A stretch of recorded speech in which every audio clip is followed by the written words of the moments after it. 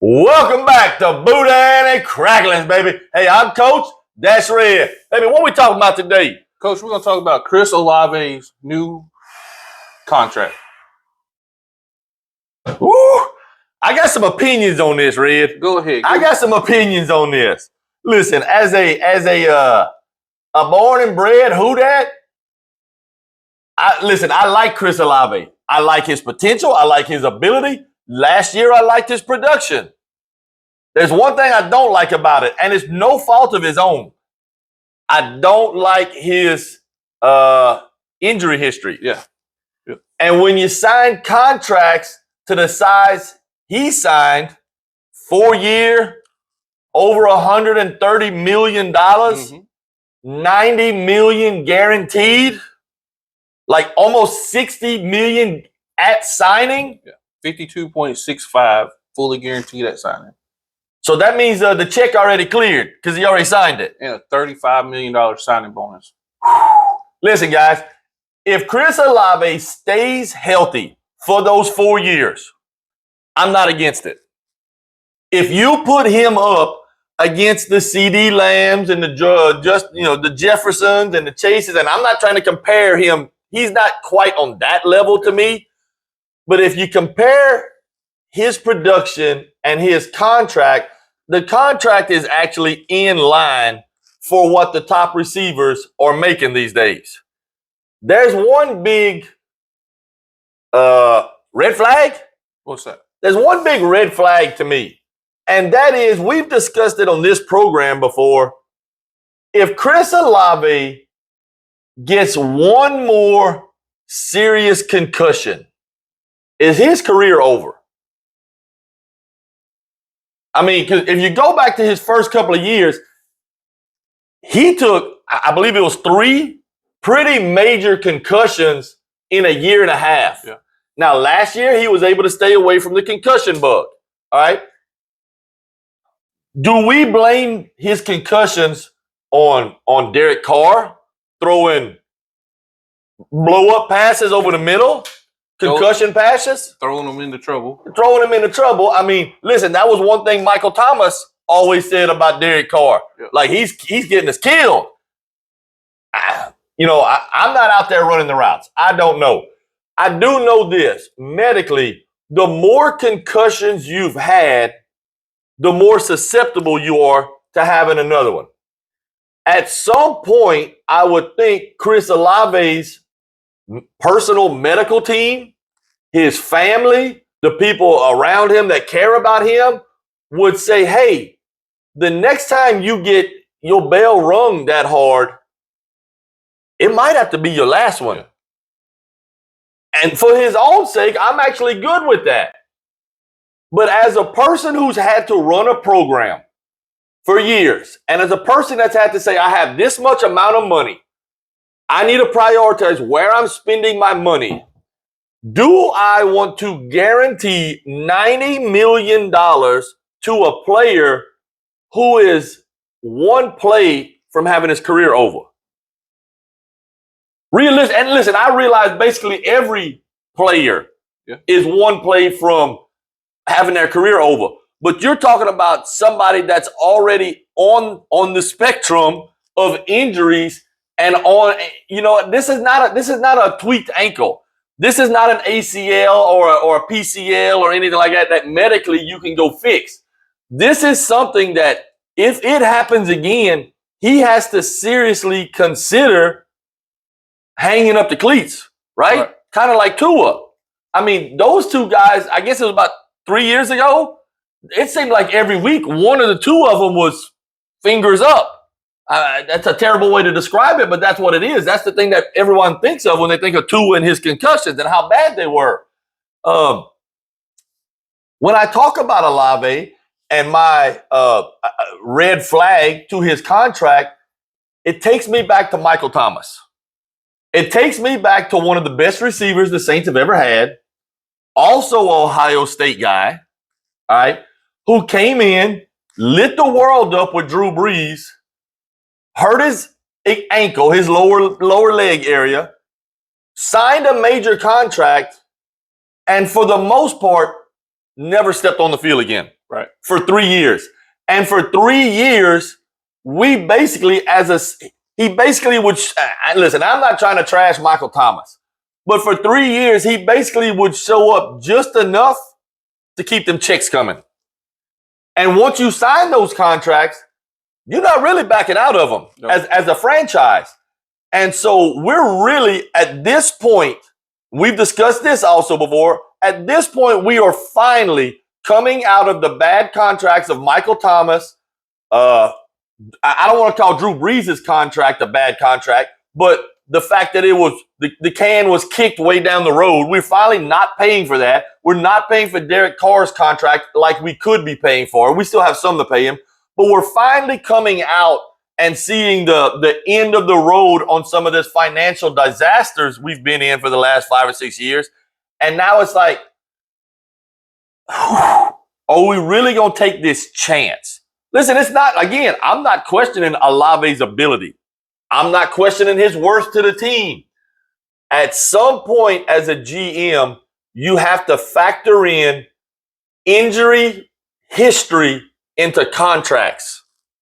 So right now, with this new contract, Olave is the 7th highest paid receiver in the league. And you want to know the truth? That's probably about where he belongs, right? So JSN just signed a contract for $42 million per year for 4 years. That's Jackson, Smith, and Jigma for you guys that don't know. Jamar Chase is at 40. Red likes to use a lot of abbreviations and signals and XOs and all that kind of stuff. He has that, I don't know, it's something he's been trained to do. Jamar Chase is at $40 million. Drake London's at $35 million, $0.26 million. That's kind of okay. So that one kind of shocks me. Yeah. Not that he's not good, but he's kind of just blowing up onto the scene. Yeah, I think the Falcons tried to get there early. I'm not against them on that. Justin Jefferson's at $35 million. That's going to go up soon. Yes, that's got to go up soon. CeeDee Lamb's going to go is $34 million. DK Metcalf's at $33 million. And right now, Olave's average is about $31 million. So listen, it's not the contract that I'm against. Listen, as a Saints fan, I'm sitting here like this. And, brother, I'll be right there, row 6, cheering you on. I'll be your loudest supporter. I promise you. I just have some trepidation. Don't ask me to spell it. I just have some trepidation on his injury history. And like I said, listen, everybody can get hurt. If he goes out there and blows a knee out, I will not be happy with the contract, but I almost can live with it because that's an injury that all players, the chance they take, right? Something like that, playing, twisting an ankle, tearing a ligament, a tendon, whatever. Those are the normal injuries in football. This concussion thing with Olave just scares me because one more, and listen, y'all want the truth? Sometimes concussion comes on just an average play. It doesn't have to be a decleater play. It can just be got your head and your bell rung the wrong way, and his career may be over, and that money's out the drain, and then all of a sudden we're back to where we were at Michael Thomas's contract 4 years ago. So also the next few wide receivers that are going to get re-signed or signed somewhere else who are going to be high-dollar receivers. Puka Nacua. Absolutely. He needs to be up there in that $35-40 million range. All right. He deserves it. George Pickens and Devontae Smith. Okay, I agree. I'm not so sure Devontae Smith is going to be in that top 5 category. And then you have Zay Flowers.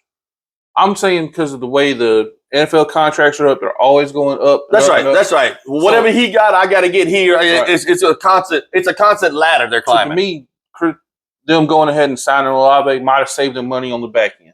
Like, I know it's a big gamble, but it might have saved them money on the back end because they got it done before Puka set the market. And, George Pickens goes to another team next year, whoever. Listen, I'm going to tell you, if Chrs Olave did not have the concussion injury history, I'd be sitting here celebrating. Now, look, I don't want y'all to sit here and think I'm just bashing the contract. I'm not bashing the contract. I'm glad to have Olave. I think Olave, the new rookie that we got, Jordan Tyson, yeah. I actually think Vele came on very strong toward the end of the year. He and Shuck seem to have a connection. I believe we have a pretty potent passing attack for the next couple of years, assuming they stay healthy. All right, and I know every franchise or every pro team can say the same thing about their receivers, their running backs, their quarterbacks, all that kind of stuff. This guy just has a history. To me, that's what makes it a little bit different. That's what makes it just a little bit different. I'm going to ask you, Kellen Moore, as a proud who dat, don't send that man over the middle. Don't send that man over the middle. Listen, sorry, Vele, I like you, baby. You the one got to go over the middle. You a big body guy. You the one got to go over the middle. Hey, look, Tyson, you gotta be inside the hash marks. You gotta be that possession receiver. Olave, you gotta be the big play guy. Vele, you gotta be over the middle. If you gotta take the hits, Vele, all I can say is somebody gotta do it. And Olave's already been that man. So that's what I think about Chrs Olave's contract. He's had 4 concussions. Olave's had 4. I remember three serious. I think one of them was kind of a mild concussion. They're all listed as grade 1 concussions.